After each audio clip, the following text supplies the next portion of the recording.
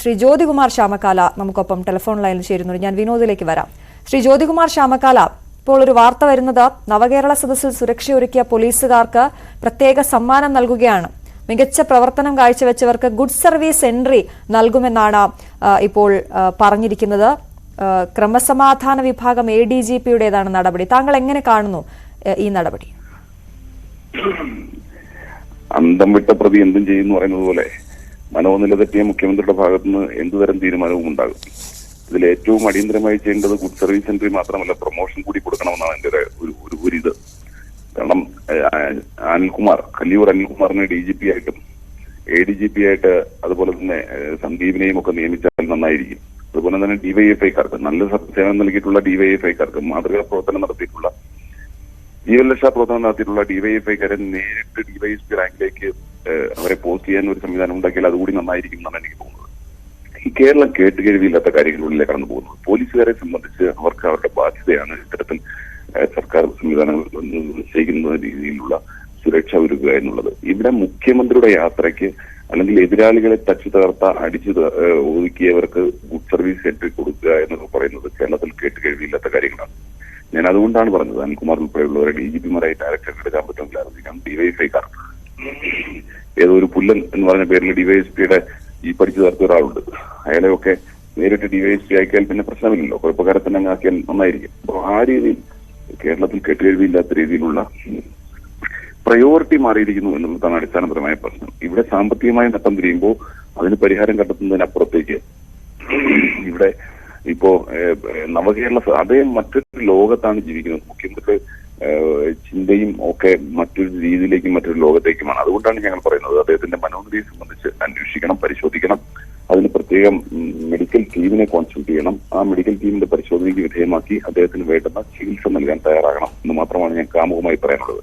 അതിലൂടെ തന്നെ ഒട്ടുമിക്ക പ്രശ്നങ്ങൾക്കും പരിഹാരം ഉണ്ടാകുമെന്നാണ് ഞാൻ കരുതുന്നത്. ശ്രീ ജ്യോതികുമാർ ശ്യാമക്കാല, നമ്മൾ വിമർശനം വലിയ രീതിയിൽ വലിയ തോതിലുണ്ടായിരുന്നു. ആദ്യം മുതലേ ഈ ബസ് നിരത്തിലിറങ്ങിയത് മുതൽ വലിയ വിമർശനം ഉണ്ടായിരുന്നു. പക്ഷേ ആ വിമർശനത്തിനപ്പുറം നമ്മൾ കാണേണ്ട ഒരു കാര്യം, വലിയ സുരക്ഷാ ക്രമീകരണം വേണ്ടി വന്നില്ലേ? ഒരു മന്ത്രിസഭ ഒന്നാകെ ഒരു ബസ്സിൽ സഞ്ചരിക്കുന്ന സമയത്ത് അത് പോലീസിന്റെ ഉത്തരവാദിത്തമായി വരികയും ആ തീരുമാനം നടപ്പിലാക്കേണ്ടി വരികയും അവർക്ക് അത്രത്തോളം ബാധ്യത ഉണ്ടായിരുന്ന ഒരു കാര്യമല്ലേ? അത് വലിയ പ്രതിഷേധങ്ങൾക്കിടയിൽ വലിയ പോറലൊന്നും ഏൽപ്പിക്കാതെ മന്ത്രിമാരെയും മുഖ്യമന്ത്രിയും ഒക്കെ ഇവിടെ എത്തിച്ചു എന്നുള്ളത് അതും എടുത്തു പറയേണ്ട കാര്യം തന്നെയല്ലേ?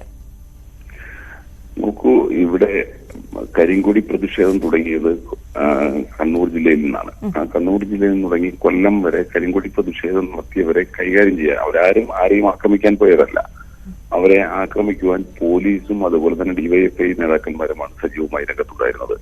ഒരാളെങ്കിലും യൂത്ത് കോൺഗ്രസിന്റെയോ KSUവിന്റെയോ ഒരാളെങ്കിലും അക്രമോത്സുകത പ്രകടിപ്പിച്ചതായി താങ്കൾക്ക് ചൂണ്ടിക്കാണിക്കാമോ?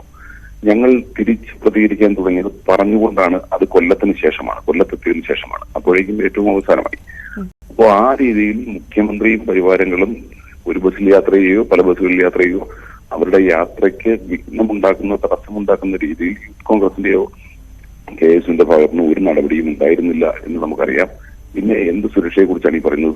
സ്വാഭാവികമായും മുഖ്യമന്ത്രിയും മന്ത്രിമാരും ചെന്ന് കഴിഞ്ഞാൽ മുഖ്യമന്ത്രി ഉള്ള സ്ഥലത്താണെങ്കിൽ DYSP റാങ്കിലുള്ള ഉദ്യോഗസ്ഥന്റെ നേതൃത്വത്തിൽ സുരക്ഷ ഉണ്ടാക്കേണ്ടതുണ്ട്.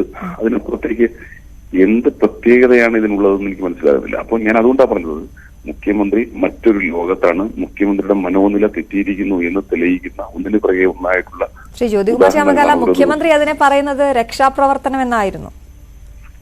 ഞാൻ പറഞ്ഞല്ലോ, ഞാൻ അതുകൊണ്ടാണ് പറഞ്ഞത് അങ്ങനെ ആർക്കെങ്കിലും ഈ ബസ്സിന് മുന്നിൽപ്പെട്ട് എന്തെങ്കിലും പറ്റിയിരുന്നെങ്കിൽ അത് വേറൊരു തലത്തിലേക്ക് പോകില്ലായിരുന്നു. ഞാൻ അതുകൊണ്ടാണ് പറഞ്ഞത്. അങ്ങനെയാണെങ്കിൽ ആദ്യം ഗുഡ് സർവീസ് എൻട്രിയും ഡയറക്റ്റ് പ്രൊമോഷനും കൊടുക്കേണ്ടത് മുഖ്യമന്ത്രിയുടെ ഗവൺമെന്റ് അനിൽകുമാറിനാണ്. ആ അനിൽകുമാറിനെ നേരിട്ട് തന്നെ DGP ആക്കണം. ഒരു സംശയവും വേണ്ട. മുഖ്യമന്ത്രി എല്ലാ വിധത്തിലും സഹായിക്കുന്ന ആളല്ലേ. അഡീഷണൽ DGP തസ്തികയിലേക്ക് ആ ക്രിമിനലായ സന്ദീപിനെ നിയമിക്കണം. അതുപോലെ DYSP റാങ്കുകളിലേക്ക് DYFI, വലിയ വ്യത്യാസമല്ലോ. DYFIയുടെ ഇത്തരത്തിൽ ജീവരക്ഷാ പ്രവർത്തനം നടത്തിയവരെ അവരെല്ലാം ഡയറക്റ്റായിട്ട് DYSPമാരെ നിയമിക്കണമെന്നേ. എന്താ പ്രശ്നം? ആർക്കാ തടസ്സം? മുഖ്യമന്ത്രി ചെയ്യട്ടെ. അപ്പോ ഇതൊക്കെ സംഭവിച്ചാൽ പോലും അത്ഭുതപ്പെടേണ്ടതില്ല. കാരണം മുഖ്യമന്ത്രിയെ സംബന്ധിച്ച് ഞാൻ അതുകൊണ്ടാണ് പറയുന്നത്, അദ്ദേഹം വേറൊരു ലോകത്താണ്. ഇവിടെ സാധാരണക്കാർക്ക് അവർക്ക് സാമൂഹ്യ സുരക്ഷാ പെൻഷൻ കിട്ടുന്നില്ല എന്നോ, നെല്ല് സംഭരിച്ചതിന്റെ തുക നൽകുന്നില്ലെന്നോ, സിവിൽ സപ്ലൈസ് കോർപ്പറേഷനിൽ സാധനം എത്തിച്ചതിന്റെ തുക നൽകുന്നില്ലെന്നോ, SC ST കുട്ടികളെ, ആദിവാസി മേഖലയിലെ കുട്ടികളെ സ്കൂളിലെത്തിച്ചതിനുള്ള അമൃതവാഹിനി പദ്ധതിയിൽ ഉൾപ്പെടുത്തിക്കൊണ്ടുള്ള അവർക്ക് കിട്ടേണ്ട വണ്ടിക്കൂലി നൽകുന്നില്ലെന്നോ തുടങ്ങി നിരവധി ജീവൻ മരണ പ്രശ്നങ്ങളുണ്ട്. ജീവൻ മരണ പ്രശ്നങ്ങളെ സംബന്ധിച്ച് അദ്ദേഹത്തിന് യാതൊരു പ്രസക്തിയുമില്ല. അദ്ദേഹം അതിനെക്കുറിച്ച് ആലോചിക്കുന്ന പോലുമില്ല. അപ്പോ മന്ത്രിസഭയുടെയും മുഖ്യമന്ത്രിയുടെയും പ്രയോറിറ്റി മാറിയിരിക്കുന്നു. അദ്ദേഹം വേറൊരു ലോകത്താണ്. സ്വപ്ന ലോകത്തെ പിണറായി വിജയൻ എന്ന് പറയേണ്ട സാഹചര്യത്തിലേക്ക് എത്തി നിൽക്കുകയാണ്. അപ്പോൾ സ്വാഭാവികമായും അദ്ദേഹം നേരായ വഴിക്ക് ചിന്തിക്കുന്നില്ല. അദ്ദേഹത്തെ സംബന്ധിച്ച് അദ്ദേഹത്തിന്റെ ചിന്താധാരയ്ക്ക് എന്തോ സംഭവിച്ചിരിക്കുന്നു എന്ന ബോധ്യം നമുക്ക് എല്ലാവർക്കും ഉണ്ട്.